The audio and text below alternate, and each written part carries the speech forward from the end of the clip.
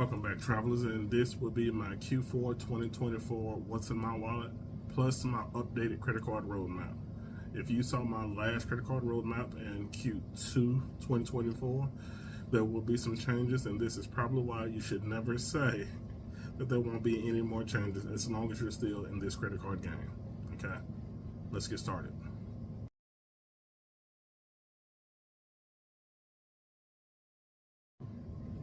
Hey guys, if you've been following this channel for any amount of time, you know the last update to my credit card setup was I got the Hilton Honors Aspire.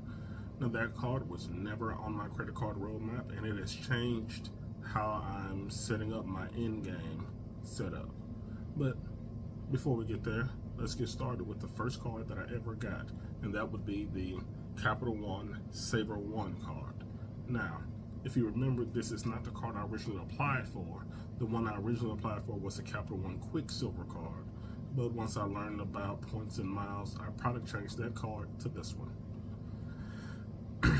The second card I got was the Discover It card. Now, this card I got solely for getting my FICO score, my TransUnion FICO score to be exact. This card gives you that updated monthly. And when I got into credit cards, it was for improving my credit score. Didn't know anything about travel at the time, so I was getting cards specifically for information and no annual fees. I was adamant I would never get an annual fee card because I didn't see the point of them at the time. Which leads me to the third card I ever got, was the Citi Double Cash card. Now this card gives me a different FICO score than the TransUnion from my Discover. It gives me my Equifax score. Now with those two scores in mind, I feel like I could just average them and I didn't need the third card to give me my Experian credit score. Actually, at the time, I didn't know which card would give me that. So it was nothing I was worried about. And I was going to stick with just those three cards. Three cards, credit score is looking good, it's going up. There's no reason to get another one. But I had an expense coming up, and this should have taught me something when I came into it, but it didn't. And the first card I ever got that had a welcome offer on it was the AMEX Prime card. Now the Prime card, the welcome bonus at the time was, I think, $250 off of your next purchase, instead of being like, oh, if you spend this amount of money, we'll give you this back. It just gave me the $250 off a purchase I was going to make anyway. So because it was giving me that off of purchase I was going to make anyway, I went ahead and applied for the card just to get that offer. Now we're to my fifth card. Now this card is I got this card because of travel, but it wasn't a travel card. I had an issue with a trip I had going to New York when we had a flight cancellation and we had to get a hotel and another flight out the following day. From New York, a last minute flight, last minute hotel, you know that's gonna cost some money. Now, I didn't budget for that because when you're dealing with credit cards, you should always never cover a balance, so only spend on a credit card what you have in the bank to spend anyway. And I knew that 2 flights and a hotel out of New York was going to throw my utilization off, and throw my utilization off means my credit score would take a hit. So I decided to apply for another card just to kind of mitigate that score hit I was going to get from my increased credit utilization. And the card I applied for was the AMEX Blue Cash Everyday. Now, how did I choose that card? Because at the time, it had the clear design. I just thought the clear design was cool, and I wanted to get any card that had a $0 annual fee, and it would increase my credit limit to, of course, reduce my credit utilization. During research on flight cancellations and refunds, don't want to throw anybody in the bus, but we were flying American, and we had set it up through Expedia. So when the flight was canceled, American Express would give us a refund, and because the original flight had actually taken off and we had to do an emergency landing, Expedia wouldn't give us a refund. So no refund from Expedia, and American Airlines was not trying to give a refund. I spent months trying to get a refund to cover the extra cost of being caught there. And I did some research at that point and found out that certain credit cards would give you flight cancellation insurance and delay insurance and things like that, because our flight to New York had also been delayed significantly, and we didn't get anything from that because at the time there was no natural way to get that.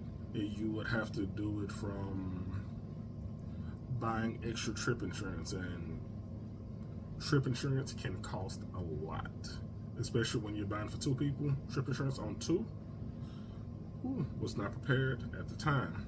So doing those research, I came up with a couple of cards that would give me trip insurance. And while I was looking up those trip insurance cards, they also introduced me into the world of points and miles. Now, once I got introduced to the world of points and miles, it sparked an interest, and it got me going my credit card setup. Now, the next 5 credit cards are all travel credit cards. And the first one that I applied for was the regular Hilton Honors card. At the time that I was looking up travel cards, the big redemption was going to the Maldives, and you can get all three of the personal Hilton cards, and you would basically have enough points to get you there for a week. Well, to stay there for a week. To get you there, you would need a different card. And one of the cards that I was looking at, because if you want to fly to the Maldives, people say you should fly Qatar Airways. And one of the cards that can get you to fly Qatar Airways because of travel partners was the Capital One Venture X. And it was after I got the Venture X that I probably changed my Quicksilver to the Saver, because that makes the Capital One Duo.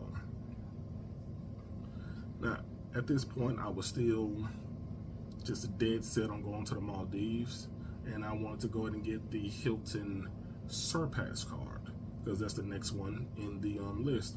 But I found myself in AMEX pop-up jail, and at the time they said one of the things to get out of AMEX pop-up jail was to just wait. So I had another expense coming up, and I didn't want to just waste a lot of spend that could be going towards a welcome bonus. So I went outside of the Hilton and AMEX ecosystem, and I got the Chase IHG Rewards card. Now, love this card, I actually do. Then after a few months, I tried to apply for the Surpass again, and the Surpass, I could apply for it, but I was still in pop-up jail. So I got a mail-in order, and if you didn't know, mail-in orders bypass pop-up jail because it is a pre-screen offer specific to you. So the card I got then was the AMEX Green. Actually, it was the gold card, but at the time that I got the gold card, the annual fee was $250, and you got $240 worth of credit if you did Uber and dining at a certain 6 restaurants. I knew I was not going to those 6 restaurants, but I wanted to get that card to try to trick my way out of pop-up jail, and I knew at all times I would be downgrading it. Well, first I thought I would upgrade it to the Platinum to get some more MR points. Stack those MR points so you could do some travel. But after I upgraded to the Platinum, I always want to downgrade it to the Green, because the Green card actually does cruises, and that's what I wanted a card to do. At the time, there wasn't many cards that gave you a good multiplier on cruises, and because it's a charge card, it's great for it. Charge card, MR points, love it. And the last card I got, you remember from 5 months ago in June, I got the Hilton Honors Aspire card. Now, I was out of pop-up jail, and I had a trip coming up, and a trip of 4, me, my player 2, and our player 1 junior and player 2 junior. We had a trip coming up, and I didn't want to waste all that spend without getting a welcome offer. Now, At the time, I was at Chase 524, so I couldn't apply for a Chase card. And if you remember from my earlier roadmap, I wanted the Marriott card so I could product change it over to the Ritz-Carlton next year. But since I got this nice little Aspire, I didn't want to split my hotel card programs into 3.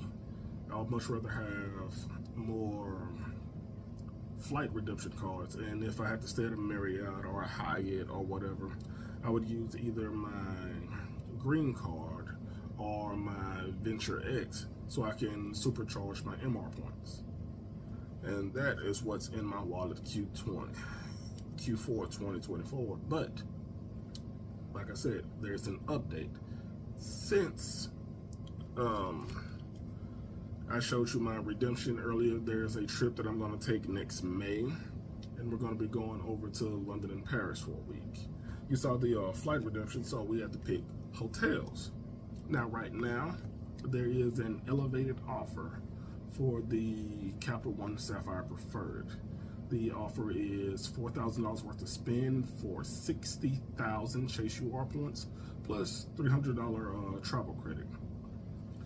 Full disclosure, I applied for it and was denied. Why? Because I just got the welcome offer on the Hilton Aspire, so I'm currently carrying the balance, and they said that my balance to my income was too high. And I was like, well, that was a waste of an inquiry. But luckily, at the same moment, my green card had a offer on it to upgrade for 2,000 spend and 50,000 MR points. You can look at that how you want between Chase UR points and AMEX MR points, but needless to say, I took the offer. Yes, I did. I did take the offer, and we're going to do an unboxing video together. And since this is a box, I don't need to use a nice big knife the way my boy Mark Reese does, but let's see if I can get this sound. Mark, I'm coming for you, man. I'm coming for you. Oh, that is satisfying. That is indeed satisfying. And when you open it up, you can see which card I ended up getting. Yes, it was an upgrade offer to spend $2,000 to get 50,000 MR points for the AMEX Platinum card. And I had the spend upcoming, and it's easier to spend $2,000 over 6 months than $4,000 over 3 months. So I was very excited to get this card. Getting this card also is going to change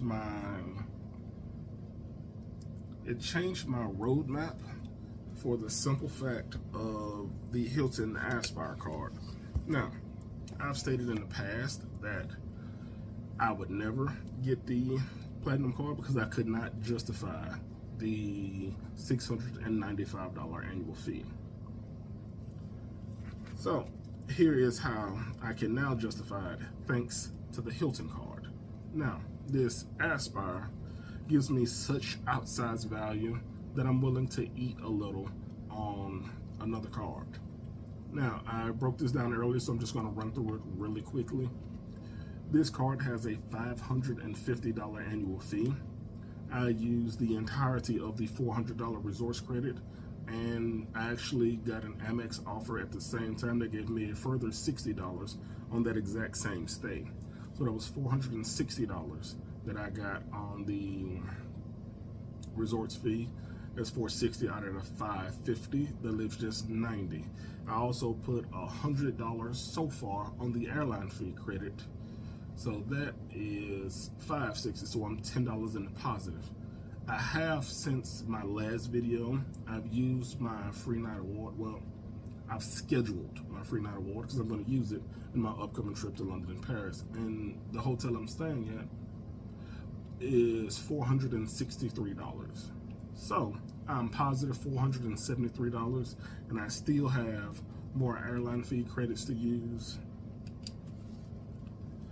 Oh, yes, and I also got my clear through the card, so that's a further $200. So I'm $600 plus, almost $700 positive on this card.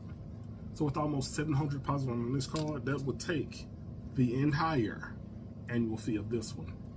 But with the Platinum card, it gives you the $240 digital entertainment credit that I'm going to set up on my Disney Plus. It has a $200 airline fee credit. It's an incidental fee, so I can't use it on the booking the way I can my Hilton card, but things like baggage fees and things of that nature, you can use it on it. And I'm taking another solo trip in December, flying on American again. I know what I just said about American, but I wanted a direct flight, and it was the only one at the time that I needed it. Anyway, if you don't have a certain American Airlines card, if you're not flying in a certain class, you have to pay for your baggage fees. And excuse me, the baggage fees one way on American Airlines flight is $40. So that's $80 on just one trip. So that's $240 for the digital entertainment, $80 on one trip. I'm up to $320. Besides that, this card also gives the clear credit, which when my clear updates or renews next year, I'm going to use that. So that's $440 for the clear and the digital entertainment, minimum of $80 for the baggage fees on this one trip, and that would put me up to $520. Now, because I'm flying down to Memphis, I'm flying out of Memphis, flying down to Miami, I'm going to need an Uber from the airport to the cruise terminal. And the Platinum in December gives you a $35 Uber credit. The normal $15 plus $20. So $35, $80, $200, $240. 200, 240, that'd be 440, 85, 20 plus 35, that'd be $535. That leaves me with $165 that I would still need to cover. Now, I also signed up for Walmart Plus. I honestly don't know what all comes with Walmart Plus because I rarely ever shop Walmart online. But it does come with Paramount Plus, I want to say. And Paramount Plus I want to have on my TV right behind me. I'm using a coworker, so I wanted my own. I got it from my coworker to see if it was worth getting because I have most streaming services. So this card will cover that. And instead of the $155 that it's advertised as, I'm going to assume it's like $8 a month for the Paramount. So that's $96. That'll take my $165 down to like $70 I need to justify, but like I'm down to $75. Down to $75, and as I said, I'm already positive $700 from this card. So with that $75, I can just eat it. But because this card's main feature is lounges, I will be switching my primary airport from Memphis to Atlanta. And if you know, Atlanta is a Delta hub, and whenever I fly Delta, this card will allow me to get in. And when I'm not flying Delta, there's a Centurion in Atlanta. And when we fly out next year to go on our big trip to London and Paris, that's already the airport that we're flying out from. So would you say that Centurion Lounge 4 times a year is worth $75? Would you? I would. So I think it's a break-even card, and if it's slightly under I'll just move some of the benefits I get from the Aspire over to it and be like, you know what, put those two Amex cards together, and yeah, I can stomach having this one. My updated room, however, if you count it, that's 10 cards. And the average person doesn't need that many cards. And this channel is for the average person. So the Blue Cash every day that I got because of the stalled out trip, I'm going to be canceling that because that card is a $0 annual fee, but its main perk that you get from having a card is $7 off a Disney Plus bundle. That's one of the things, that's one of the only things I use it for. Now that I'm going to be moving all of that over to the Platinum, I no longer need that card. Amex, however, allows you to do this thing where you can transfer your credit limits around. So without losing that credit limit, I've already switched most of it over to my Aspire card, actually. So when my card cycles the next month, I'm going to be canceling that card. That'll take me down to 9. Another card I plan on canceling is my regular Hilton Honors card. I don't need the Aspire and the Honors card, so I'm going to cancel it unless, of course, they offer me another upgrade offer to either Surpass or another Aspire. And if they do, I'll keep it for another year with that upgrade offer, and then I will cancel it because it's easy to justify one $5.50 annual fee with the bonus that it has, but to get another one, I don't know with my current travel setup whether I would be able to use the entire $200 resorts free credit again. I don't know whether or not I'll be able to use the entire $200 airline credit again. The free night, could definitely use that again. But we shall see.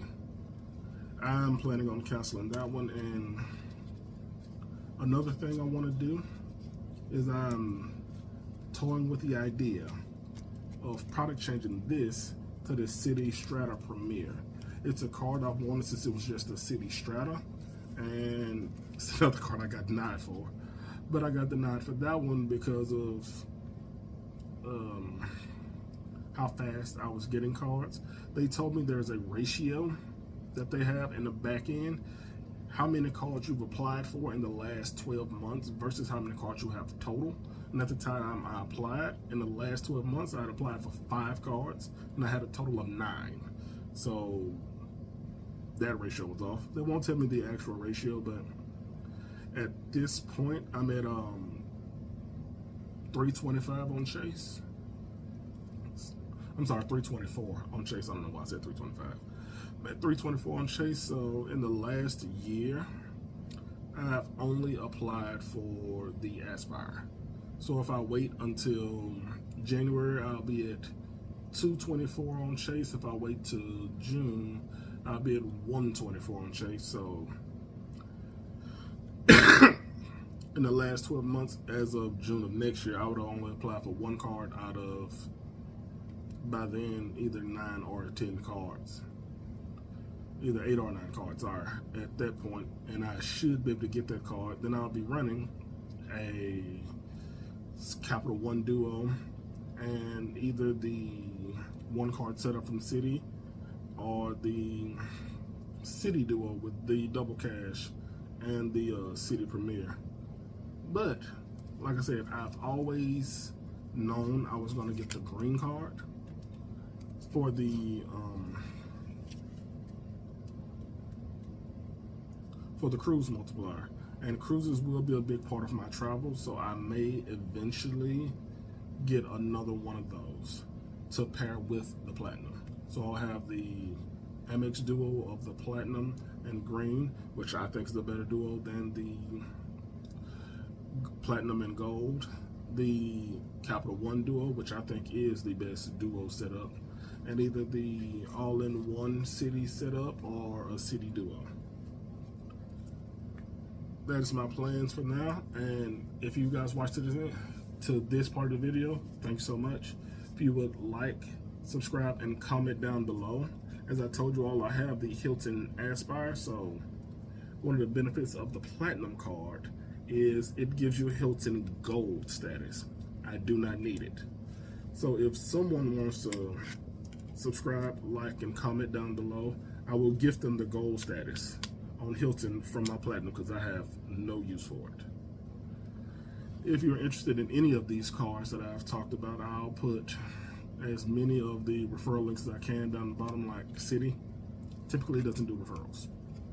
At least not on Double Cash, which is the only Citi card I have. Thank you guys for watching. I'll see you next time.